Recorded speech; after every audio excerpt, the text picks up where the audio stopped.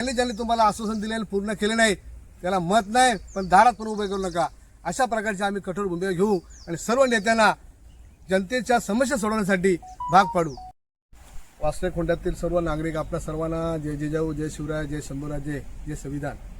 आम्ही आता दहिवेली खांडपे कोंदळे रस्त्यावर उभे आहोत आणि आपण जो पाहताय ह्या रस्त्यावर गेल्या वर्षी मोठमोठे खड्डे होते आणि हा रस्ता खड्डेमय होता।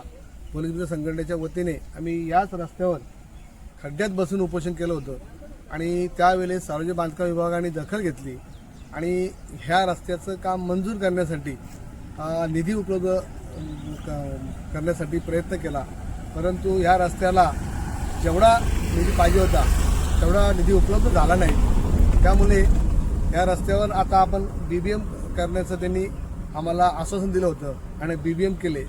BBM झाल्याच्या नंतर या रस्त्यावर कार्पेट होत नव्हतं, त्यामुळे आम्ही पुन्हा दुसऱ्यांदा आडविली स्टॉपवर उपोषणाला बसलो होतो आणि त्या उपोषणाच्या वेळेस सार्वजनिक बांधकाम विभागाचे उपअभियंता राहुलजी देवांग यांनी आम्हाला लेखी आश्वासन दिलेलं आहे की ह्या रस्त्यावर थोड्या दिवसामध्ये कार्पेट केले जाईल, परंतु आज या रस्त्यावर 4 महिने होऊन देखील कुठल्या प्रकारचं कार्पेट झालं नाही। त्यामुळे आम्ही ह्या बाबतीमध्ये आजतागत पाठपुरावा करतोय। या कर्जत तालुक्यातील सर्व राजकीय पुढारी असतील त्यांना या बाबतीमध्ये आवाहन करतो आणि नम्रपणे विचारतो, आपण या तालुक्यामध्ये अनेक ठिकाणी रस्ते नूतनीकरण करणे, रस्त्याचे खड्डे भरणे किंवा खड्डे बुजून घेणे किंवा नगर परिषदेमध्ये उड्डाणपूल पुलाची मागणी करणे, आता आपल्यामध्ये एकमेकामध्ये रस्सीखेच सुरू झालेली आहे आणि मला वाटतं हे श्रेयवादाचं लक्षण आहे। त्या मतदारसंघाचे आमदार असतील मान्य श्री महेंद्रजी थोरवे यांनी या वासरेखोंड्यामध्ये विकास निधी बऱ्यापैकी दिलेला आहे आणि बऱ्यापैकी ह्या वासरेखोंड्यामध्ये अनेक कॉन्क्रीट रस्ते झालेले आहेत।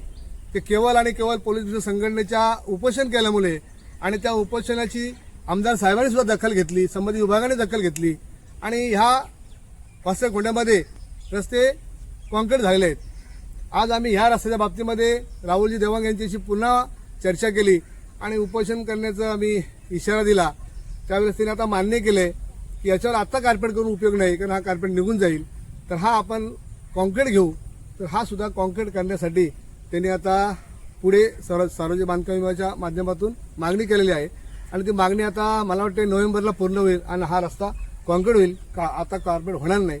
त्या अनुषंगाने मी आज कर्जत तालुक्यातील सर्वच जसे आपण सर्वच पक्षाचे राजकीय पुढारी असतील म्हणजे ह्या तालुक्यामध्ये ज्यांनी ह्या तालुक्याचा विकास करायला पाहिजे, जे मोठमोठ्या बाता करतात की ह्या तालुक्याचा विकास झाला पाहिजे, अनेक प्रकारचे प्रकल्प आलेत, काही प्रकल्पाला विरोध केला जातो, सुरुवातीला विरोध केला जातो आणि नंतर मग तो विरोध मागे घेतला जातो।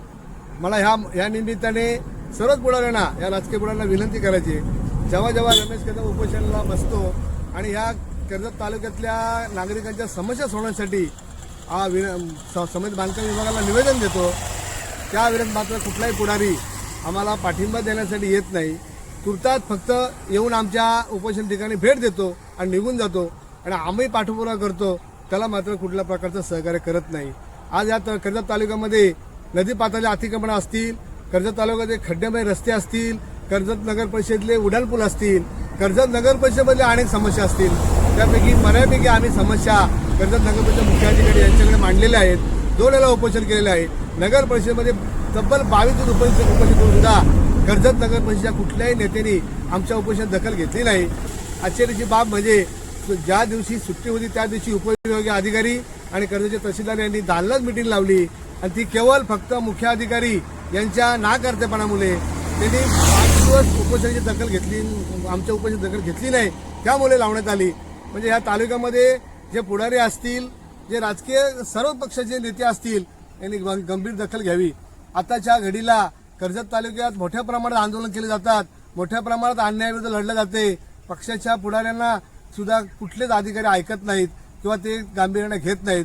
त्याचं उत्तम उदाहरण मी सांगेन, कलेक्टर साहेबांनी आदेश देऊन उपविभागीय अधिकारी तहसीलदार साहेबांनी त्या दालनामध्ये बैठक घेऊन आणि या कर्जत नगर परिषद मुख्याधिकारी यांना कर्जत नगर परिषद ज्या आम्ही मागण्या केल्या त्या मागण्या पूर्ण करण्यासाठी सूचना करून सुद्धा त्या कुठल्या प्रकारच्या मागण्या पूर्ण केल्या नाही. ह्या गेल्या 8 तारखेला ते कर्जत नगर परिषद पाहणी करणार होते, म्हणून ते कुठल्या प्रकारची पाहणी केली नाही. बाईटमध्ये नुसतं बोलणं आणि बाईटमध्ये बोलून ते प्रत्यक्षात करणं खूप अंतर आहे. गोरगरीब संघटना आतापर्यंत 42 उपोषण करून अनेक समस्या सोडल्यात, अद्याप कुठली पत्रकार परिषद घेतलेली नाही आणि अद्याप कुठल्याही नागरिकांना आम्ही सांगितलेलं नाही की आम्ही हे केलं, आम्ही ते केलं, आम्ही हे करणार, आम्ही ते करणार. प्रत्यक्षात रस्ते उतरून आम्ही खड्डेमुक्त रस्ते केले, प्रत्यक्षात रस्ते उतरून आम्ही खड्डेमुक्ती करून घेतले, अनेक प्रकारचे आम्ही विकास कामं करून घेतली. आम्ही कुठल्याही ग्रामपंचायत सदस्य नाहीत किंवा कुठल्या पक्षाचे नेते नाहीत किंवा पुढारी नाहीत किंवा पदाधिकारी नाहीत. सर्वसामान्य कार्यकर्ता म्हणून आम्ही या कर्जत तालुक्याच्या गोरगरीब जनतेच्या समस्या सोडवण्याचा प्रयत्न करतोय. आमची अपेक्षा एकच आहे, तुम्ही एकमेकाच्या विरोधात लढा आणि उद्या परत एकत्र या, परत सत्तेत बसा. हा सारीपाटाचा खेळ सुरू आहे. कालचे पुढारी एकमेकावर चिखलफेक करणारे आज एकत्र बसतात आणि सत्ता स्थापन झाली की पुन्हा वेगळे होतात आणि पुन्हा सत्ता स्थापन करण्यासाठी एकत्र येतात. मला त्यांना हेच सांगायचं आहे की गोरगरीब संघटनेच्या आंदोलनाची उपोषणाची दखल घेऊन त्या नागरिक समस्या सोडवण्यासाठी आपण आम्हाला सहकार्य करा. येत्या पुढील आठवड्यामध्ये अनेक प्रकारच्या समस्या सोडवण्यासाठी आम्ही थोडे मनुष्यबळ आमच्याला कमी असल्यामुळे, आर्थिक बल कमी असल्यामुळे आम्ही तोरणच्या विरोधात लढू शकत नाही, पोषक प्रकल्पाच्या विरोधात लढू शकत नाही किंवा कर्जत तालुक्यातले जे आता ब्रिज जे आपण उडान ब्रिजचे जे श्रेयवाद लढाई त्याच्यासाठी लढू शकत नाही. पण एक नक्की सांगतो, ज्याने आश्वासन दिलेलं आहे त्या जनतेला ते आश्वासन पूर्ण त्यांनी जर आश्वासन पूर्ण केलं नाही तर मात्र पोलीस संघटना त्याच्या विरोधात येणाऱ्या निवडणुकीमध्ये कर्जत तालुक्यात, खालापूर तालुक्यामध्ये रान उठवल्याशिवाय राहणार नाही. आणि मग आम्ही जनतेला आवाहन करू, ज्यांनी तुम्हाला आश्वासन दिले पूर्ण केले नाही त्याला मत नाही पण दारात पण उभे करू नका. अशा प्रकारची आम्ही कठोर भूमिका घेऊ आणि सर्व नेत्यांना जनतेच्या समस्या सोडवण्यासाठी भाग पाडू. धन्यवाद.